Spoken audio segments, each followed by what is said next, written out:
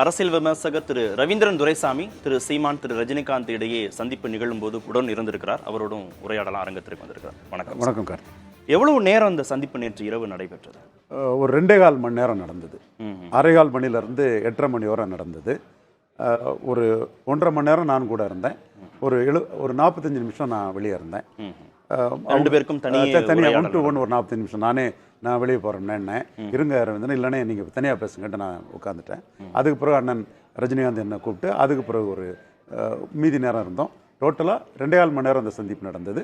ஒரு 45 நிமிஷம் 2 பேரும் 1 to 1 சந்திச்சு பேசியிருக்காங்க. 2019 ஒரு ஸ்பீச்சு திரு ரஜினிகாந்த் குறித்து திரு சீமான் பேசியது, 2020 திரு ரஜினிகாந்த் குறித்து பேசியது. ரெண்டும் ரொம்ப முக்கியம். 2019 என்ன பேசுகிறாருன்னா, ரஜினிகாந்த் உனக்கு தலைவன்னா பிரபாகரன் யாரு, காமராஜர் யாரு, கக்கன் யாரு, ஜீவானந்தம் யாரு, சிங்காரவேலர் யாரு, அயோத்திதாசன் யாரு, ரெட்டமலை சீனிவாசன் யாரு, பசும்பன் முத்துராமலிங்கம் யாரு, இவர்கள் எல்லோரும் யாரு, இவர்களின் பெயர் என்ன, இவர்கள் என்ன சமூக விரோதியா இல்லை நகர்ப்புற நக்சல்களா, ஆங்கிலோ இந்தியன்ஸா, திடீர்னு கையெல்லாம் காமிச்சிட்டா அவங்களாம் தலைவனா அப்படின்னு விமர்சிக்கிறார். 2020 ரஜினிகாந்தையும் கமலஹாசனையும் அடிக்கிற அடியில் இனி எந்த நடிகனுக்கும் கட்சி ஆரம்பிக்கும் எண்ணமே வரக்கூடாதுன்னு பேசுறார். அந்த அளவுக்கு கடும் முரண்பாடு திரு ரஜினிகாந்தோடு. திடீர்னு அவரோட நட்பு பாராட்ட வேண்டிய தேவை திரு சீமானுக்கு என்ன வந்திருக்கு? அரசியல்ல அன்னைக்கு போட்டியாளர், இன்னைக்கு போட்டியாளர் இல்லை. சிம்பிள். He's in politics. அன்னைக்கு அவங்க போட்டியாளரை கடுமையாக விமர்சிக்கிறாரு. இன்னைக்கு போட்டியாளர் இல்லைன்னு ஒரு முடிவுக்கு வரும்போது அவர் அரசியலில் இல்லைங்கிறது தெளிவாகுது. தேர்தல் அரசியல் இல்லைங்கிறது தெளிவாகுது. ஸோ அவருக்கு குட்வில்லும் அவர் மூலமாக கிடைக்கக்கூடியதும் அவருக்கு நட்பும் நமக்கு நல்லது தான். அதில் நமக்கு எந்த நெகட்டிவும் இல்லைன்னு பாசிட்டிவாக அதை அணுகிறார். ஓகே, அரசியல் பேசணுன்றதை வெளிப்படையாக ஒத்துக்கிறார். புதிய தலைமுறைக்கு கொடுத்த பேட்டியில் அரசியல் பேசணுன்றது ஏதாவது கோடிட்டு காமிக்க முடியுமா? இந்த அரசியல் பேசப்பட்டதுன்னு ஏதாவது உங்களுக்கு தகவல் கிடைச்சதா தனித்த சந்திப்பில்? இல்லை, சீமான் தன்னுடைய ஆதங்கங்கள், தன்னுடைய அரசியல் இதெல்லாம் பேசிகிட்டு இருந்தார். வெரி குட் லிசனராக அண்ணன் ரஜினிகாந்த் அதை கேட்டுட்டு இருந்தார். ரஜினிகாந்த் எதையும் கமிட் பண்ணலை. இவர் சீமான் பேசிகிட்டு இருந்தார் தன்னுடைய எண்ணங்கள், கோபங்கள், அவுட் பஸ்டடாக அவுட் ஸ்போக்கனாக எல்லா இடத்துலையும் ஒரே மாதிரி பேசுகிறாளா தான் சீமான் அதில் தெரிஞ்சார். அந்த மாதிரி தான் சீமான் பேசிகிட்டு இருந்தார். Rajini silent listener, very good லிசனராக ரஜினி கேட்டுட்டு இருந்தார். மற்றபடி திரு சிவகார்த்தியனை சந்திக்கிறார் திரு சீமான், திரு ரஜினிகாந்தை சந்திக்கிறார். இவங்களுக்கெல்லாம் ஒரு ரசிகர்கள் கூட்டம் இருக்கக்கூடிய நடிகர்கள், பெரிய நடிகர்கள் இப்போ உச்சத்தில் இருக்கிறாங்க. விஜய் வரவுக்கு பிறகு ஒரு பதற்றமா திரு சீமானுக்கு? அந்த அடிப்படையில் போய் ஏதாவது ஒரு ஆதரவு நிலையை தேடுறாரா? அதாவது விஜய் மக்களவை தேர்தலில் கட்சி ஆரம்பிச்சுக்கிட்டே கண்டெஸ்ட் பண்ணலை. சிஏ எதிர்ப்புன்னு ஒரு அறிக்கை விட்டார். அதுக்கு யாருமே டேக்கர்ஸ் இல்லை. நவாஸ்கனி உட்பட எந்த திமுக அணியை சேர்ந்தவங்களும் விஜய் சிஏ எதிர்க்கிறாரு, அவர் ரசிகர்கள் எங்களுக்கு ஓட்டு போடுவாங்கன்னு விஜய் ஒரு அரசியல் சக்தியாக யாரும் மதிக்கலை.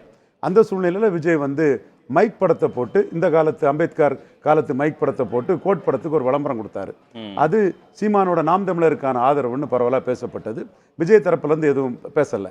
ஆனால் சீமான் அந்த ஆதரவு அது மக்களவை தேர்தலில் ஒரு குருஷியல் பீரியடில் இருந்தனால தம்பி எனக்காக தான் அந்த மைக் படத்தை போட்டு ஆதரிக்கிறாருங்கிற ஒரு கருத்தை சொன்னார். இதே சீமான் தான் 2021 விஜய் எல்லாம் ஒரு ஆளா, எடப்பாடியை கண்டா அச்சப்படான்னு சொன்னாருங்கிறது நமக்கு தெரியும். 21 24 இந்த இதை சொல்கிறாரு. அப்போ பல விஜய் ரசிகர்களுமே கூட விஜய் நாம் தமிழர் சப்போர்ட் பண்ணுறாங்க, நீங்கள் மைக்கு ஓட்டு போடுங்கன்னு பல இடங்களில் பிரச்சாரம் பண்ணதையும் நாம் பார்த்தோம். அதற்கு பிறகு விக்கிரவாண்டி இடைத்தேர்தல் வருது. அந்த மைக் சின்னத்தை போட்டு விளம்பரம் கொடுத்த நிலைமையில் இருந்து மாறி விஜய் நடுநிலைமை யாருக்கும் ஆதரிக்கலைன்னு, இத்தனைக்கும் அவர் அங்கே கண்டெஸ்ட் பண்ணது கிடையாது என்றாலும் அந்த தேர்தலை யாருக்கும் ஆதரிக்கலைங்கிறத அவர் சொல்கிறாரு. அந்த கட்டத்தில் அவர் சொன்ன அடுத்த நாளே சிவகார்த்தியனை பார்க்குறாரு. சிவகார்த்தியன் குறைஞ்ச காலத்திலே ஒரு நல்ல மார்க்கெட்டிங் ரேஞ்சு உள்ள குழந்தைகள் ரசிகர்கள் பலம் கொண்ட ஒரு நடிகர். அவர் சீமானை அவர் வீட்டில் சந்திக்கிறார். ஸோ அவர் மைக் படம் போட்டு ஒரு ஆதரவு இல்லைன்னு சொன்னதும் இவரை சந்தித்ததில் ஒரு முக்கியத்துவம் இருக்கலாம். ஆனால் சிவகார்த்தியனும் அரசியலுக்கு அப்பாற்பட்டவர். ஜாதி மதம் மொழி கடந்து இந்து கிறிஸ்டின் முஸ்லீம் எல்லா கட்சிக்காரங்களும் எல்லாராலும் நேசிக்கக்கூடிய ஒரு நடிகர் தான். அந்த வகையில் தன்னுடைய தெரித்துறையுள்ள நட்பு கருதி சீமானை அவர் பார்த்துருக்கிறாரு. அந்த டைமிங் விஜய் மைக் படம் போட்டவர் விலகி போகும்போது சிவகார்த்தியன் பார்க்குறாரு. வேற எதுவும் நோக்கம் இல்லைன்றீங்க? இல்லை, சரி. இல்லை, ரொம்ப முக்கியமானது விக்கிரவாண்டி இடைத்தேர்தலில் திரு சீமான் அதிமுகவுடைய ஆதரவை கேட்கிறார். ஆனால் அவங்க எந்த விதமான ஒப்புதலும் கொடுக்கல. நாடாளுமன்ற தேர்தல் முடிவுக்கு பிறகு அதிமுக சீமான் கூட்டணி வருவதற்கான வாய்ப்புகள் இருக்கு அப்படிலாம் சட்டமன்ற தேர்தலை முன்னிட்டு பேசப்பட்டது. அப்புறம் திரு விஜயுடன் கூட்டணி அப்படின்னும் திரு சீமான் பேசினார். அப்புறம் அதுவும் பெரிய அளவில் அதற்கான வரவேற்பு இல்லாத ஒரு சூழலில் அந்த பேச்சும் மட்டுப்படுத்தப்பட்டது. இந்த நிலையில் அவருக்கான ஒரு அரசியல் ஆதரவுங்கிற அடிப்படையில திரு ரஜினிகாந்தோடு சந்திப்பை நிகழ்த்தி இருக்கிறாரா? அரசியல் ஆதரவுங்கிற இதை சொல்ல முடியாது. ஒரு நட்பு ரீதியாக நட்பாக சந்திச்சேன்னு அவர் சொல்றாரு. பேச்சும் அப்படிதான் இருந்தது. பட் 1.1% தொடர்ந்து தனித்தே போட்டியிடுறதுனால இந்தியாவிலே நான் தான் 8.2% உயர்ந்திருக்கேன், வேற யாரும் உயர்ந்ததில்லாம் தன்னுடைய உழைப்பு, தன்னுடைய கட்சி இதெல்லாம் ரஜினிகாந்த் கிட்ட பேசிட்டு இருந்தார். அவர் வெரி குட் லிசனராக ரஜினிகாந்த் அதை கேட்டுக்கிட்டு இருந்தாரு. இந்த இடத்துக்குள்ள சீமான் தன்னுடைய அரசியல் நிலைப்பாட்டை எடுத்துட்டாரு. ஏற்கனவே அவர் அதிமுக கூட்டணிங்கிற அந்த நிலைப்பாடு எடுத்தாருன்னா அது அவருக்கு பெரிய தற்கொலையாக தான் முடியுங்கிற கருத்தை நாம சொன்னோம். விக்கிரவாண்டியில் போலரைசேஷன் தான் வரும்னு சொன்ன மாதிரி விக்கிரவாண்டியில் போலரைசேஷன் தான் வந்தது. இரட்டையில வாக்குகளே ஒரு 20% உதயசூரியனுக்கு போனதை நம்ம கண்கூடாக பார்த்தோம். வட தமிழகத்தில் ஒரு 60 தொகுதிகளில் போலரைசேஷன் தமிழ் மண்ணில் இருக்குங்கிறது வெளிப்படையான உண்மை. அதில் விக்கிரவாண்டி ஒரு தொகுதியாகவே இருந்தது. சீமான் அந்த போலரைசேஷனுக்கு பிறகு அவர் உணர்ந்தது என்னன்னா, அதிமுக காரங்களாம் எனக்கு ஓட்டு போடுங்க, நான் ஜெயலலிதா அம்மையாருக்காக 3 தேர்தலில் ஒர்க் பண்ணியிருக்கேன், 2011 நான் ஒர்க் பண்ணியிருக்கேன்னு சொல்லி 14 வேலை செஞ்சேன். அதில் போலரைசேஷனில் அவருக்கு எந்த பெரிய பலனும் கிடைக்கலன்னு சொல்லும்போது அவர் தெளிவாட்டே ஒரு முடிவுக்கு வந்துடுறாரு. தனித்து போட்டிங்கிற இதுதான் நமக்கு சரியா இருக்குன்னு சொல்றாரு. இந்த தனித்து போட்டிங்கிற அந்த முடிவில் அவர் என்ன எதிர்பார்க்கிறாருன்னா, ரஜினிகாந்த் ரசிகர்கள் என்றாலும் சரி, கமலஹாசன் ரசிகர்கள் என்றாலும் சரி, விஜய் ரசிகர் என்றாலும் சரி, அஜித், சிவகார்த்திகேயன் இப்போ நல்ல வளர்ந்து வரக்கூடிய சிவகார்த்திகேயன் ரசிகர் என்றாலும் சரி, சிம்பு, தனுஷ் யாரோட நடிகர்கள் ரசிகர்கள் என்றாலும் சரி, பிரபாகரன், வேலுப்பிள்ளை பிரபாகரன் ஒரு தமிழரின் ஒரு ஐக்கான், சீமான் ஒரு கொள்கை தலைவன், தன்னுடைய கருத்தியலை ஏற்கக்கூடிய ரசிகர்கள் தன்னை ஏற்றுக்கிடுவாங்க. அந்த நடிகர் ரசிகர்கள் அரசியல் ரீதியாக தன்னை ஏற்றுக்கிடுவாங்க. அது போதும்னு நினைக்கிறாரு. பாஜக ரஜினிகாந்தை பார்த்ததுல ரஜினிகாந்துக்கு சீமான் எதிராக இருந்தாருங்கிற ஒரு தோற்றம் அந்த முன்னாடி கடுமையாக நீங்கள் சொன்ன மாதிரி மிக கடுமையாக விமர்சித்ததெல்லாம் இந்த சந்திப்பின் போது இன்னைக்கு அரசியல் களத்தில் இல்லாமல் எலக்ட்ரல் பொலிட்டிக்ஸில் நான் இல்லைன்னு ஒதுங்கிவிட்ட ரஜினிக்கு ஒரு மரியாதை கொடுத்து பார்க்கும்போது அது டைல்யூட் ஆகும். அது ஏற்கனவே அந்த கோபங்கள் அணைந்து போகும்னு சீமான் கருதி. நீங்க பாஜகவுடனான கூட்டணிக்கு முயற்சிக்கிறீங்க, திரு சீமானையும் பாஜகவையும் இணைப்பதற்கு முயற்சிக்கிறீங்கன்னா கூட சமூக வலைதளங்களில் விமர்சனங்கள் வந்துச்சு. இல்லை, என்னை பற்றி அந்த செய்திகள் வந்துட்டு தான் இருக்கும். நான் அண்ணன் ரஜினிகாந்தை 2024 மோடிக்கு ஆதரவாக முயற்சி பண்ணேன்.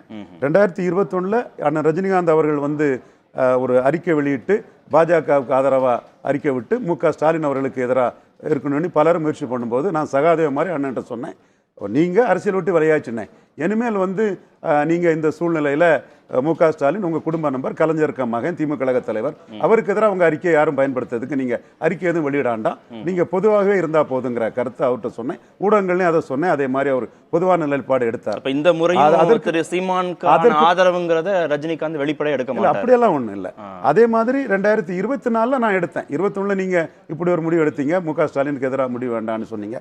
அப்போ 24 நீங்கள் மும்பையிலேயாவது மோடிக்காக பேசுங்கன்னு சொல்லும்போது அவர் ஏன்ட சொன்னது, நான் அரசியலை விட்டு விளையிட்டேன் ரவீந்திரன், நீங்கள் தான் சொன்னீங்க 21 நடுவில் வைக்க சொல்லிங்க, யாரையும் ஆதரிக்காண்டான்னு. இப்போ நீங்களே மோடிக்கு ஆதரவுன்னு நீங்கள் அழுத்தம் கொடுக்காதீங்கிறத சொன்னார். அதே வேளையில் ராமர் கோயில் இதில் கலந்துக்கிட்டாரு. தமிழக முதல்வர் கலைஞர் தொடர்பாளர்களையும் கலந்துக்கிட்டாரு. எல்லாருக்கும் பொதுவான டாக்டர் ராஜ்குமார் மாதிரி அப்படிதான் இருக்கிறாரு. அந்த இதில் இவருக்கு எதிராக களமாடின 8% வாக்குகளை பெற்று ஒரு அங்கீகாரம் பெற்ற சீமான் அவரை பார்க்கறதும் ரஜினிகாந்துக்கு அந்தஸ்தை ராஜ்குமார் எல்லா கட்சிக்காரர்களும் கர்நாடகாவில் மதிச்ச மாதிரி ரஜினிகாந்தை மதிக்கிறாங்கிற அளவுக்கு அதை உயர்த்துறதான் நான் பார்க்குறேன். சரி, பொறுத்திருந்து பார்க்கலாம். இந்த சந்திப்புடைய இன்னும் கூடுதலான அரசியல் பின்னணி என்னங்கிறத பொறுத்திருந்து பார்ப்போம். நன்றி நிகழ்ச்சியில் பங்கேற்றதற்கு.